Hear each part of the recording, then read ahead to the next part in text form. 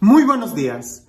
No cabe duda que el Evangelio siempre es una fuente de sabiduría y de paz. Cuando leí el Evangelio el día de hoy, a pesar de que es un Evangelio que lo hemos meditado mucho en diferentes fiestas que celebramos en la iglesia y que es un Evangelio tan rico en significado, en promesas, cuando lo leí en esta ocasión, inmediatamente me vino esta idea a la mente. En tiempos difíciles, ¿cómo no perder la paz? Si ya hemos perdido tantas cosas, el trabajo, el dinero, oportunidades, no pierdas la paz. Eso es algo importante. En el momento en que tú pierdas la paz, ¿qué importa si tienes dinero? Si perdiste la paz, ya no vas a poder disfrutar nada. Por eso, ¿cómo no perder la paz? Bien, pues el día de hoy, sí, en el Evangelio, pero también celebrando esta fiesta del nacimiento de la Virgen María. El día de hoy celebramos el nacimiento de la Virgen María.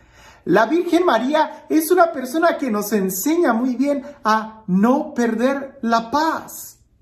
Toda la vida de la Virgen María, desde su concepción, que celebramos el 8 de diciembre, y el día de hoy, el nacimiento, 8 de septiembre, toda la vida de la Virgen María a nosotros nos debe dejar bien claro esta situación. Hay cosas que no son parte de la naturaleza humana. Y una de esas situaciones es el pecado. Nosotros no necesitamos el pecado para crecer, al contrario, el pecado es un estorbo, el pecado nos obstaculiza el poder crecer.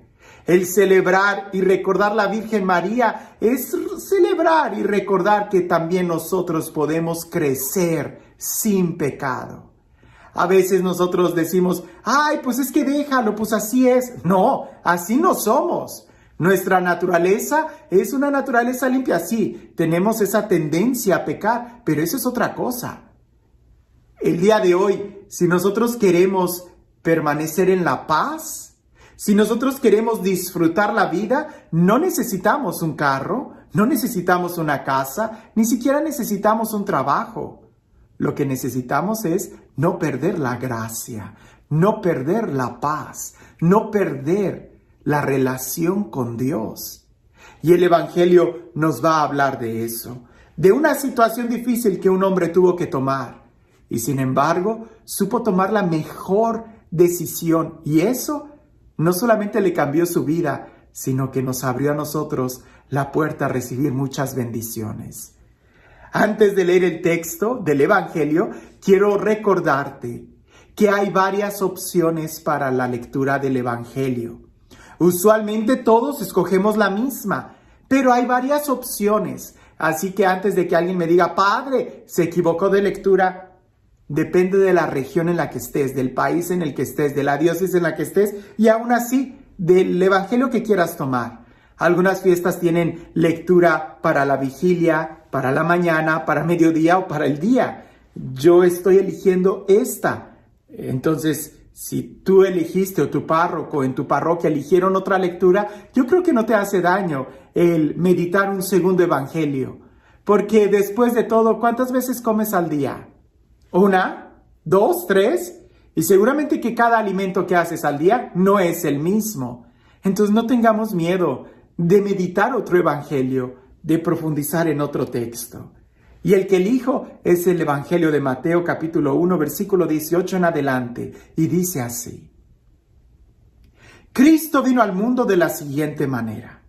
Estando María, su madre, desposada con José, y antes de que vivieran juntos, sucedió que ella, por obra del Espíritu Santo, estaba esperando un hijo. José, su esposo, que era hombre justo, no queriendo ponerla en evidencia, pensó dejarla en secreto. Mientras pensaba estas cosas, un ángel del Señor le dijo en sueños, José, hijo de David, no dudes en recibir en tu casa a María, tu esposa, porque ella ha concebido por obra del Espíritu Santo. Dará a luz un hijo y tú le pondrás el nombre de Jesús, porque él salvará a su pueblo de sus pecados. Todo esto sucedió para que se cumpliera lo que había dicho el Señor por boca del profeta Isaías. He aquí que la Virgen concebirá y dará a luz un hijo, a quien pondrán el nombre de Emmanuel, que quiere decir Dios con nosotros. Tú podrás decir, pero ¿cuál es el problema ahí? Bueno, mucho. Ponte en el lugar de San José. Te acabas de desposar con una persona. Y es que el desposorio o el matrimonio, sobre todo en esa región, en esa época, consistía en varias etapas. Y una de las etapas que era el desposorio, que era, pudiéramos decir, una etapa previa al matrimonio en sí, que era ya llevársela a vivir a tu casa, en ese desposorio donde era como si ya se firmara un acta de matrimonio, donde realmente el varón ya tenía derechos sobre la mujer.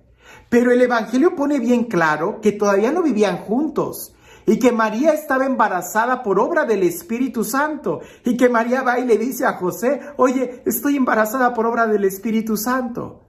Y José es un hombre justo.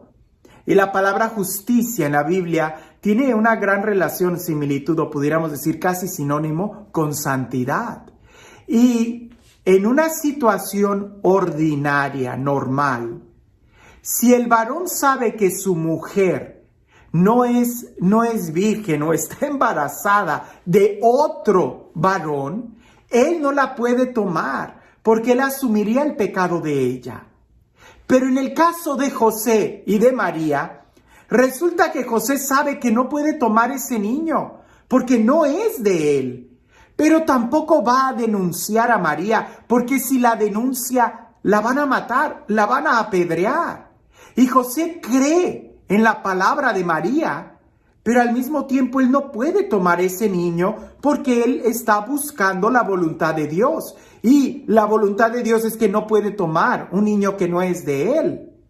Por eso él decide renunciar a María, despreciar a María en secreto. Es decir, él no le va a decir nada a nadie del por qué la está dejando. Eso significa una decisión muy fuerte para José. Él ya tiene un problema encima. El problema es, ¿la tomo o no la tomo? ¿La llevo a mi casa o no la llevo a mi casa? Si la llevo a mi casa, pues estoy haciendo algo que no es bueno. Pero si la denuncio, la van a matar. Y eso tampoco es bueno. Entonces él decide rechazarla en secreto. No decir nada y simplemente nunca llevársela a vivir con él. Eso va a poner en juego la reputación de José. Y creo que esa es una enseñanza. Primero es, ¿qué es lo que a nosotros nos preocupa más? ¿Nuestra reputación? ¿Nuestra fama? ¿El qué dirán de nosotros? ¿O el resolver un problema? Y José está viendo que es más importante salvar la vida de María, salvar la vida de ese niño y buscar una solución. Y no tanto como su reputación. Eso no importa.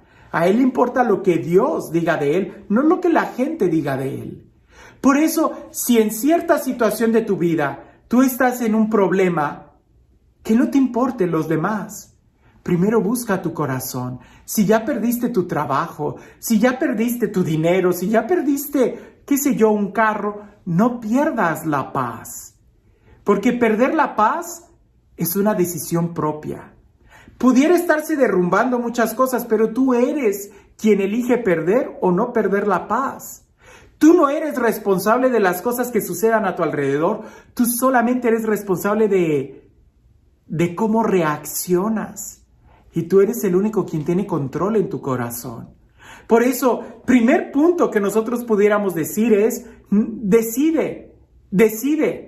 ¿Quieres perder la paz? ¿Quieres seguir perdiendo? Yo creo que no. Punto número 1, pudiéramos decir, no te adelantes, no tomes decisiones luego, inmediatamente, no reacciones. Porque usualmente cuando reaccionamos mal y después nos arrepentimos.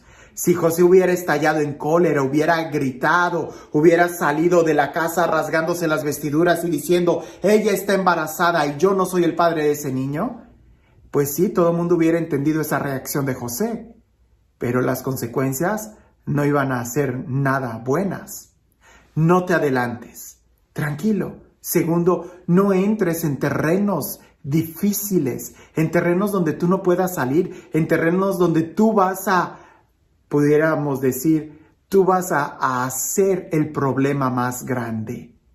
Tranquilo, que lo que vayas a hacer no empeore las cosas. Pudiéramos decir, el tercer punto es, revisa que hay muchas opciones. No siempre la justicia es la mejor respuesta. José, por orden de justicia, él pudiera haber denunciado a María, pero él descubrió que había otro camino, el amor, la confianza. Alguien pudiera decir, José, pero vas a perder tu reputación. ¿Y a quién importa el qué dirán? A él importa lo que Dios dice de él. Y es precisamente esa actitud, el buscar la voz de Dios, lo que hace que José tenga una revelación muy profunda.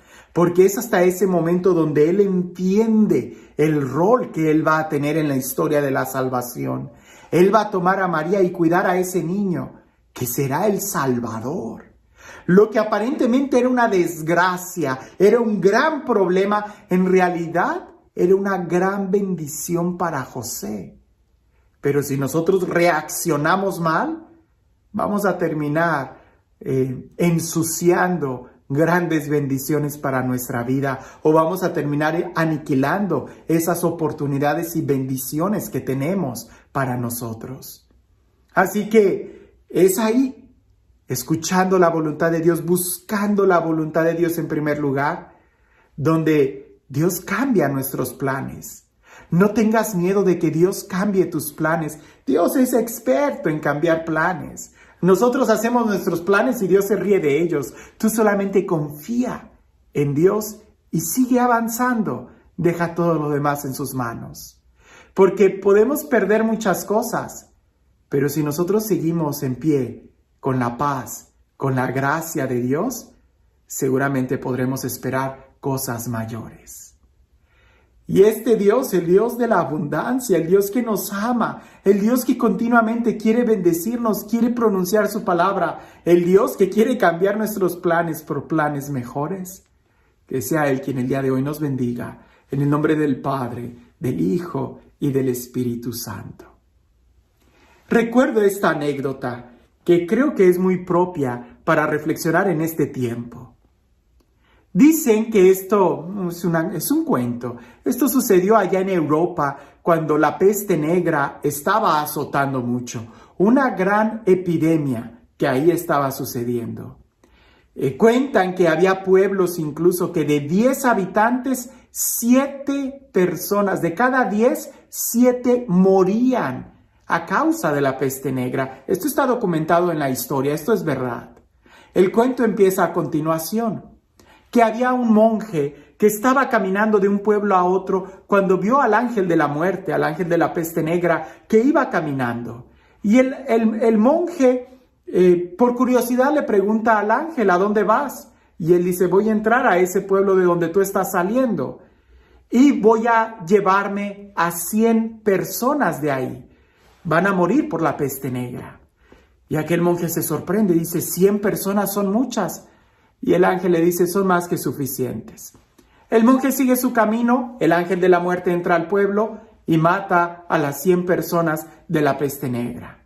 Tiempo después el monje regresa a ese pueblo y se da cuenta que no fueron 100 personas, fueron más de 50,000 personas las que murieron por la peste negra. El monje se sorprendió mucho y dijo, pero a mí me dijeron que solamente iban a ser 100. Bueno, viene de salida el monje y se vuelve a topar con el ángel. Y el monje le dice, oye, además de ser tú el ángel de la muerte, veo que también eres un mentiroso. Y el ángel de la muerte le dice, no, ¿por qué dices eso? Y dice, tú me dijiste que solamente te ibas a llevar a 100 personas y resulta que murieron más de 50,000. Y el ángel le contesta, yo solamente me llevé 100, pero detrás de mí vino el ángel del miedo y él se llevó el resto. A veces es así. Tenemos un problema, pero el problema no es el problema. El problema es que a veces nosotros no sabemos cómo manejarlo y el miedo llega y nos vence. Si tenemos un problema o una situación difícil, por favor, no pierdas la paz, no pierdas la esperanza, no pierdas la fe. Si ya has perdido tantas cosas, no pierdas la paz. Y a ejemplo de San José, busca la dirección de Dios, que Dios es el único quien puede escribir derecho en renglones torcidos y Él puede cambiar ese problema por una gran bendición. Que tengas un excelente día.